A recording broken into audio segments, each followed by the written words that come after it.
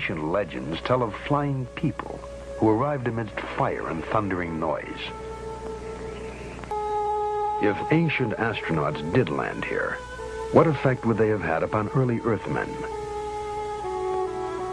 Perhaps they were worshipped, feared, loved. Perhaps they brought gifts, a new world of knowledge, or simply the principle of the lever.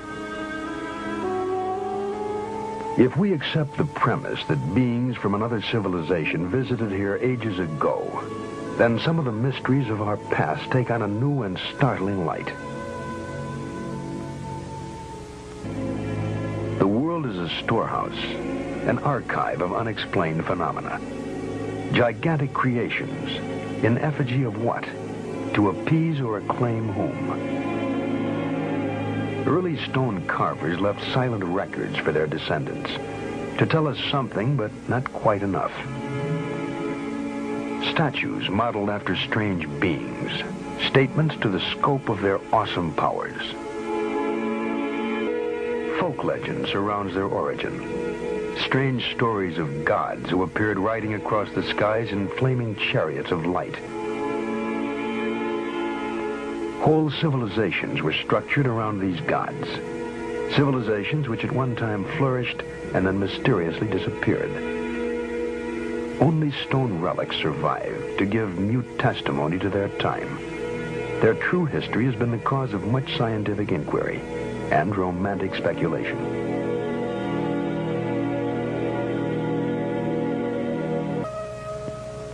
Teotihuacan lies on a broad, flat plain curtained by mountains in central Mexico. It was once the center of the highly advanced Aztec Empire. When the Spaniards arrived in the early 16th century, they found an established society of artisans and intellectuals.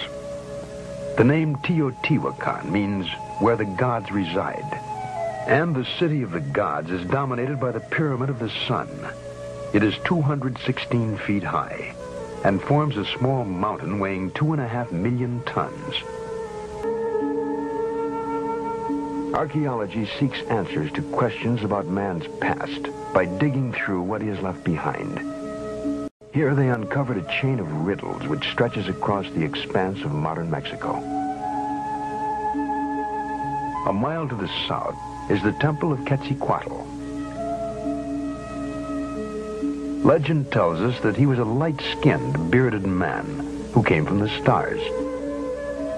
Supposedly, he taught men law, the arts, and the cultivation of corn. The head of a great feathered serpent represents the god Quetzalcoatl. When Quetzalcoatl finished his mission on Earth, he departed to his native star, promising to come back someday. It is a pervasive part of mythology that gods fly to the stars with a pledge to return. The strain runs through all folklore.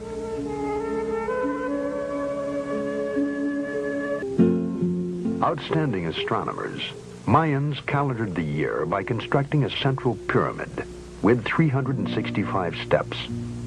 They also developed a formula to predict eclipses without ever knowing about the revolution of the Earth, Moon, and Sun. There is no way of telling how they discovered these secrets. Some ancient astronaut may have told them of the solar system in which they lived. A stone relief portrays a god in a helmet with projections resembling antennae. The Mayans named their patron Kukulkan. In every 6,000 years, the Mayan calendar is off by only one day. Such was the gift of Kukulkan.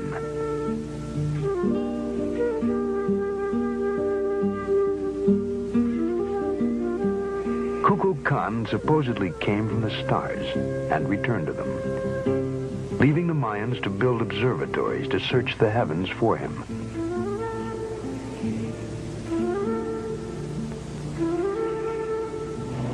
Perhaps with our modern observatories and telescopes, we are still searching for Kukulkan and Quetzalcoatl, who deserted to ancient skies. Writer and sociologist Edgar Hoover suggests a reason for our return to space. He wrote, I always felt that man is a stranger on this planet, a total stranger. I always played with the fancy, maybe a contagion from outer space is the seed of man. Hence our prior occupation with heaven, with the sky, with the stars, the gods, somewhere out there in outer space. It is a kind of homing impulse. We are drawn to where we came from.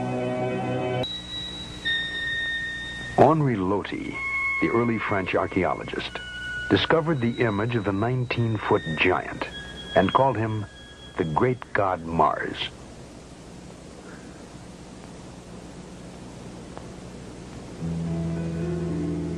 Across the Mediterranean, at Valcominica, near Brescia, Italy, rock paintings have tried to tell their story since before recorded time. They are portrayals of strange beings in bulky overalls. Their helmets seem to carry antennae.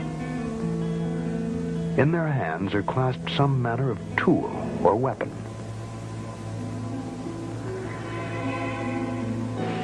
Still more evidence can be found in a 2,000-year-old rock painting found in Japan. Guarding the headwaters of the Amazon River are the ruins of Machu Picchu, an outpost of Peruvian Inca society. Some archaeologists suggest that the Incas found they could not extend their empire into the treacherous Amazon jungle. And so, here they stopped, and here they died. There is a curious folk legend surrounding the origin of this fortress. It is said to have been built by a divine race of light-skinned, auburn-haired descendants of the god Viracochus, who arrived in a flaming chariot. Nothing remains of these supposed people, but the legend goes on to say that they abandoned their citadel and returned to the skies. They left only the ruins of their mountaintop city for us to wonder at.